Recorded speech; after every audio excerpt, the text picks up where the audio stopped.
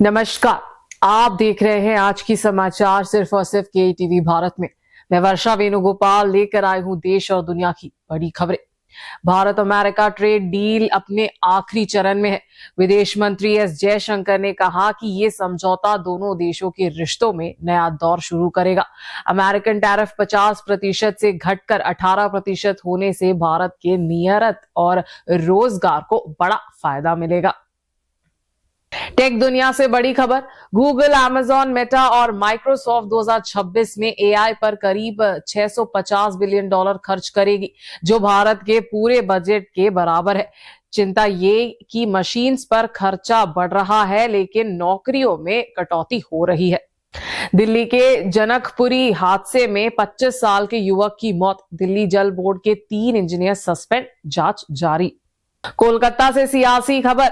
Congress waste Bengal में सभी 294 सीटों पर अकेले चुनाव लड़ेगी। दक्षिण की ओर कर्नाटका में नेतृत्व को लेकर कांग्रेस में बयानबाजी तेज। बेंगलुरु में स्ट्रीट वेंडर्स को व्हीकल सब्सिडी योजना को मंजूरी। और तमिलनाडु में डीएमके एआईएडीएमके के बीच चुनावी वादों को लेकर सियासत टकराव तेज। समाचार और गहराई से जानने से पहले आज की सुर्खियां जान लेते हैं। सोना चांदी फिर चमके। अंतरराष्ट्रीय बाजार में जोरदार रिकवरी। गोल्ड 1% उछला। सेफ हेवन एसेट की मांग बढ़ी। चाइना से आयात में बड़ी गिरावट। मोबाइल फोन इंपोर्ट 48,609 करोड़ से घटकर 3,710 करोड़।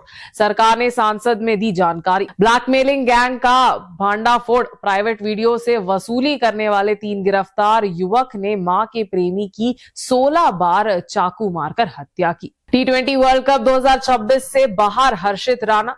चोट के कारण टूर्नामेंट से बाहर टीम इंडिया को बड़ा झटका। अब समाचार विस्तार से। सबसे पहले देश और दुनिया की खबरें। भारत और अमेरिका के रिश्तों में एक नया मोड़ आने वाला है।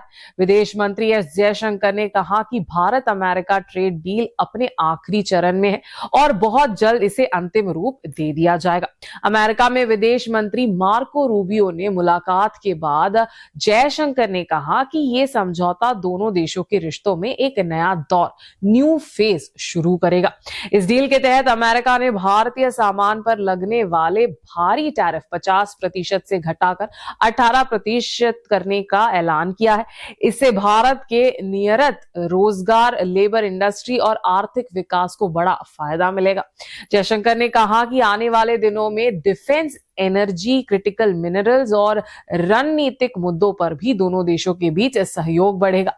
हालांकि रशिया से तेल खरीद को लेकर तनाव जरूर रहा है, लेकिन भारत ने साफ कहा कि 1.4 बिलियन लोगों की एनर्जी सिक्योरिटी उसकी सबसे बड़ी प्राथमिकता है। कुल मिलाकर भारत अमेरिका रिश्तों में अब तेजी और मजबूती का दौर शुरू होता दिख रहा है।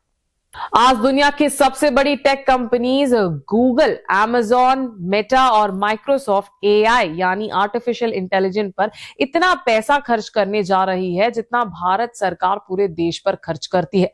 रिपोर्ट्स के मुताबिक ये चर्चा कंपनीज मिलकर 2026 में करीब $650 बिलियन सिर्फ एआई और उससे जुड़ी टेक्नोलॉजी पर खर्च करेगी।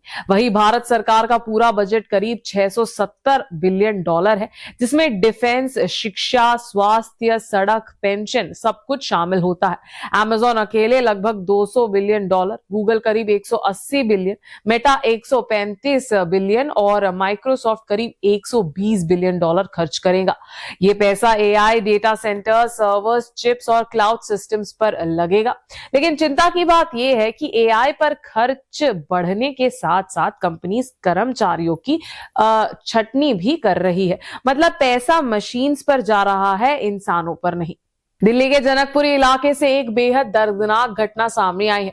25 साल के युवक कमल दयानी की मौत उस वक्त हो गई जब उनकी बाइक दिल्ली जल बोर्ड द्वारा खोदे गए एक गड्ढे में गिर गई। कमल देर रात घर लौट रहे थे, लेकिन रास्ते में हादसे का शिकार हो गए। परिवार का आरोप है कि उन्होंने कई पुलिस स्टेशन में मदद मांगी, लेकिन समय पर कोई सहायता नहीं मिली। भाई और दोस्तों ने पूरी रात कमल को ढूंढा, लेकिन सुबह उनके मोबाइल से कॉल आने पर पता चला कि उनका शव गड्ढे में मिला है। इस मामले में दिल्ली सरकार ने दिल्ली जल बोर्ड के 3 इंजीनियर्स को सस्पेंड कर दिया है। जल बोर्ड ने जांच के लिए कमेटी बना दी है। वहीं मंत्री आशीष सूद ने कहा है कि दोषियों को बख्शा नहीं जाएगा। आम आदमी प्रमुख अरविंद केजरीवाल ने इसे हादसा नहीं बल्कि सिस्टम की लापरवाही से हुई मौत बताया है। जांच जारी है, एफआईआर दर्ज की जा रही है। कोलकाता से बड़ी पॉलिटिकल खबर सामने आई है। कांग्रेस पार्टी ने ऐलान किया है कि वो वेस्ट बंगाल असेंबली इलेक्शन अकेली लड़ेगी। वेस्ट बंगाल कांग्रेस के प्रभारी गुलाम अहमद मीर ने गुरुवार 5 फरवरी को मीडिया से बात करते हुए कहा कि ये फैसला सभी नेताओं और कार्यकर्ताओं से बातचीत के बाद लिया गया है। उन्होंने बताया कि 2021 के असेंबली इलेक्शंस में कांग्रेस ने लेफ्ट फ्रंट के साथ गठबंधन में चुनाव लड़ा था, लेकिन पार्टी को एक भी सीट नहीं मिली थी। इस हार के बाद जमीनी स्तर के कार्यकर्ताओं में नाराजगी थी और गठबंधन को लेकर असंतुष्टता था। इसी वजह से इस बार सर्वसम्मति से फैसला लिया गया कि कांग्रेस राज्य की सभी 294 सीटों पर अकेली चुनाव लड़ेगी। इससे पहले दिल्ली में कांग्रेस अध्यक्ष मल्लिकार्जुन खड़गे, राहुल गांधी, केसी वेणुगोपाल और वेस्ट बंगाल के नेताओं की बैठक हुई थी, जिसमें कई अहम फैसले लिए गए। बताया जा रहा है कि वेस्ट बंगाल में असेंबली इलेक्शंस अप्रैल या मई में हो सकते हैं। पॉलिटिकल एनालिस्ट के अनुसार इस बार राज्य में ममता बनर्जी की तृणमूल कांग्रेस और बीजेपी के बीच कड़ा मुकाबला देखने को मिल सकता है। अब जरा नजर डालते हैं दक्षिण की ओर। कर्नाटका की राजनीति में फिर से नेतृत्व परिवर्तन की चर्चा तेज हो गई है। चीफ मिनिस्टर सिद्धरामैया के बेटे और एमएलसी यतेंद्र सिद्धरामैया के बयान ने राज्य की राजनीति में हलचल मचा दी है। यतेंद्र सिद्धरामैया ने कहा कि कांग्रेस हाईकमान ने भले ही सीधे तौर पर कुछ नहीं कहा हो, लेकिन संकेत दे दिया है कि सिद्धरामैया पूरे 5 साल चीफ मिनिस्टर रहेंगे। इस बयान पर अब deputy chief minister DK Shivakumar की प्रतिक्रिया सामने आई है। बेंगलुरु एयरपोर्ट पर डीके शिवकुमार ने एक अलग अंदाज में कहा, यतीन्द्र ही हमारे हाई कमांड है, जो वो कहें हम सम्मान के साथ स्वीकार करेंगे। इस बयान के बाद कांग्रेस के अंदर सत्ता और नेतृत्व को लेकर फिर से बहस शुरू हो गई है। वहीं विपक्षी नेता आर अशोका ने इस मुद्दे पर कांग्रेस पर हमला करते हुए कहा कि पार्टी में फिर से अंदरूनी जंग शुरू हो गई है और जनता इसका जवाब आने वाले समय में देगी। कर्नाटका कैबिनेट ने ग्रेटर बेंगलुरु एरिया यानी जीबीए क्षेत्र के स्ट्रीट वेंडर्स के लिए एक बड़ी योजना को मंजूरी दी है। सरकार ने 42 करोड़ रुपए की सब्सिडी स्कीम को हरी झंडी दी है, जिसके तहत स्ट्रीट वेंडर्स को ऑटो रिक्शा, कार और ई वेंडिंग व्हीकल्स दिए जाएंगे। इस योजना का फायदा उन 5 जीबीए निगम क्षेत्रों में रहने वाले लोगों को होगा और स्ट्रीट वेंडर को मिलेगा, जहां इस साल चुनाव होने वाला है। सरकार ऑटो रिक्शा पर अधिकतम 80,000 रुपए और कार पर 1.5 लाख रुपए तक की सब्सिडी देगी। वहीं ई वेंडिंग व्हीकल्स पर स्ट्रीट वेंडर्स को 90% तक की सब्सिडी मिलेगी। Deputy chief minister DK Shivakumar ने बताया कि पहले ही 27,665 स्ट्रीट वेंडर्स रजिस्ट्रेशन करा चुके हैं। इस योजना का मकसद वेंडर्स को सुरक्षित रोजगार देना और उन्हें पुलिस या किसी तरह की परेशानी से बचाना है। तमिलनाडु की राजनीति में बयानबाजी तेज हो गई है। राज्य के फाइनेंस और एनवायरमेंट मिनिस्टर तंगम तेनारसू ने विपक्षी पार्टी एआईएडीएमके पर बड़ा हमला बोला है।